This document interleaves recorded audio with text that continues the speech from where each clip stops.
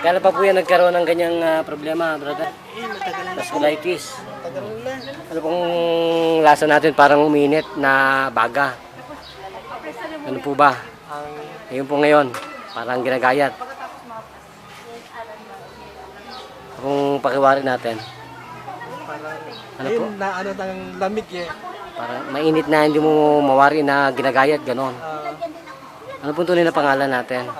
SP region.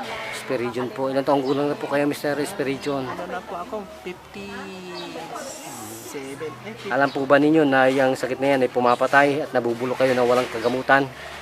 Kahit pa po anak kayo ng doktor, pag hindi po ninyo talos ang ganitong protocol, lahat po mamamatay sa vasculitis. No cure. Yan po yung mabubulok at talagang walang kagamutan. Pero sa atin po, tinatawanan lang natin yan. So, nasayan po ba kayo? Ay, siyempre. Hindi po pala yung may ano. Magawad kayo naman po. O, doon na lang po tayo sa inyo. Ganun po. Sige po. So, magpasalamat na po kayo, brother. So, magpasalamat na po kayo. Okay, kung ganun po, magpapalam tayo. Yan po ang magandang balita natin. So, gano'n po kainit?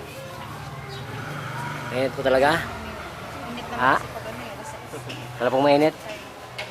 Parang nawala yung init dahil may naka-ano sa lamig eh. Lamig na po. Oo. Para pong ginawa na parang nilalagdat kanina. Mm. Okay, magpapalam tayo. Ito pa rin po ang isang papatrol at nagbabalita. Sasabi, mahal ka ng, muli ng programang ito.